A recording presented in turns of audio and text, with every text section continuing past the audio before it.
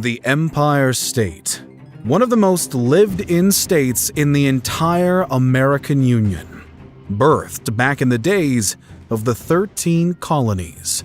New York State has a history worth exploring.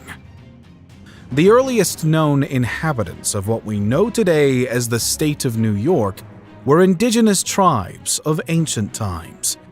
Estimated to have made their home in the area all the way back around 10,000 BC, Native Americans spent centuries within New York's boundaries, and additional tribes, such as the Iroquois, would migrate from surrounding regions to join them.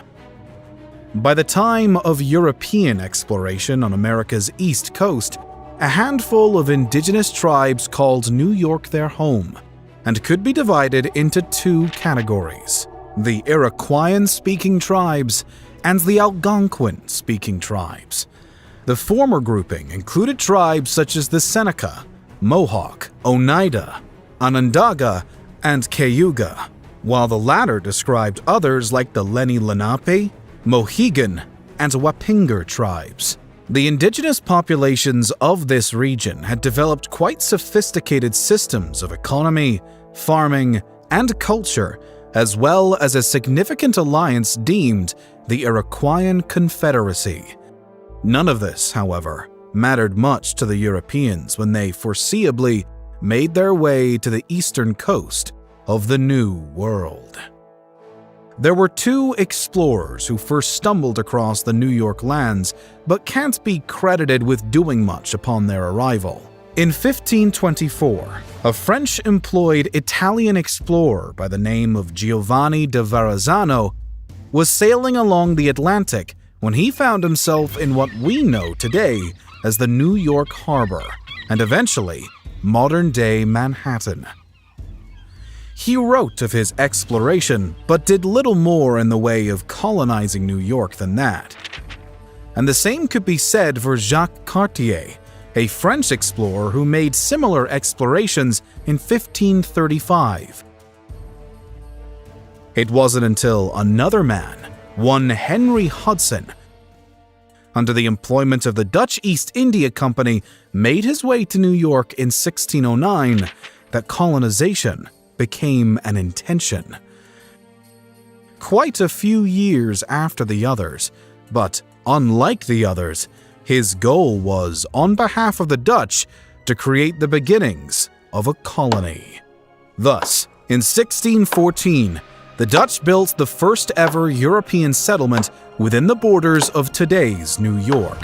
Fort Nassau, constructed under the watchful eye of Hendrik Christiansen, was located near modern-day Albany and had the main purpose of being a trading post, particularly for the booming fur trade. By the mid-1620s, a few dozen Dutch families had migrated to the new colony as merchants and were encouraged to make the move. The budding colony was given the moniker of New Netherlands, and by 1624, what we know today as New York was founded as New Amsterdam. A new, more permanent settlement, Fort Orange, would further replace Fort Nassau as the Dutch headquarters in New York, and immigrants from across Europe were already flocking to the new colony and promise of a new, better life. The problem for the Dutch, however, was that the English wanted what the Dutch had. In the midst of the Second Anglo-Dutch War, the entire colony of New Netherlands fell into England's hands and was renamed New York. The city of New Amsterdam was also unimaginatively given the refreshed name of New York, though this was retaken by the Dutch in 1673 during the Third Anglo-Dutch War. Instead of restoring the city's old name, the Dutch called it New Orange for a year, until they lost it to the English again. One city aside, though, the colony now named New York was still growing under its new ownership. When the English had taken over, the settlement hosted an estimated maximum of 8,000 residents. Roughly a century later, it would be home to around 168,000. As was the case at the start, Many Europeans fled their homelands for the New World as a result of famine, religious persecution, economic woes, or other troubles in their homeland. Some were simply looking for new opportunities and a better chance at a good life. New York's economy was quite a success, agriculture being a particularly important factor. The colonists were doing quite well, and many grew to tolerate their indigenous neighbors, but others didn't. The French, who had their own colonial ambitions in the surrounding area, had sponsored multiple Catholic missions that extended into the borders of today's New York. Religious and merchant endeavors led them into direct conflict with the British, but it also led them to form some important friendships with native tribes. Tensions eventually boiled over into the French and Indian War, which saw the indigenous fight alongside both the Brits and the French, and an eventual British victory leading to the loss of France's territory on New York soil in 1763. But as the idea of independence from the British began to swirl around America's 13 colonies, one could feel the vibrations of war rattling the air already.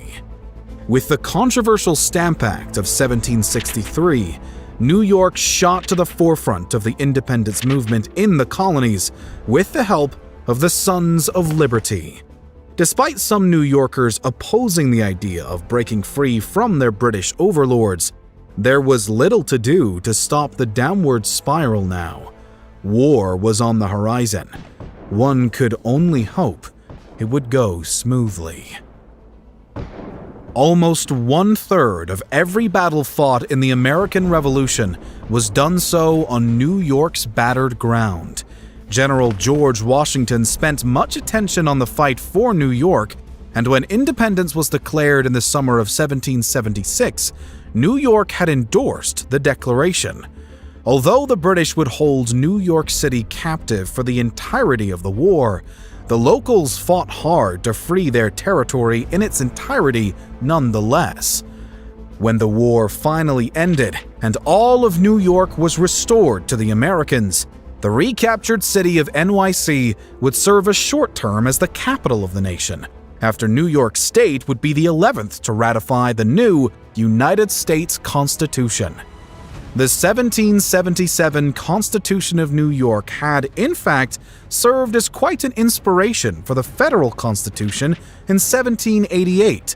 Similarly, New York City was the capital of the state, not just the country, off and on until 1797, when New Yorkers shifted their metropolis to Albany. Many of America's important moments throughout history took place in New York. The Bill of Rights was written up in the state's borders. George Washington was inaugurated as America's first president in NYC. The U.S. Supreme Court was birthed there. The founding of the New York Stock Exchange, of course, happened in the state, and so many other crucial events. The War of 1812 would use New York as a battleground, just as the Revolution had. New York was growing still in so many ways. As time went on, the state was relying less and less on agriculture for success. New transportation creations involving steamboats and trains made New York a convenient place for travel, and the opening of the Erie Canal added another boost of attraction.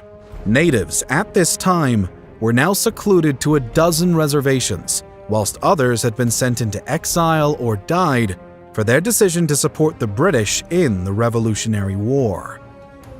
Alongside these reservations sat a growing list of towns, businesses, schools, farms, churches, theaters, athletics, and a building mood of abolitionism.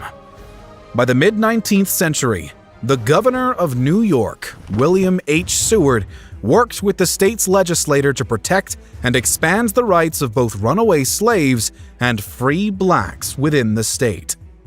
The state, though hosting some hesitant Democrats, thus quickly joins the efforts of Abraham Lincoln with the outbreak of the Civil War.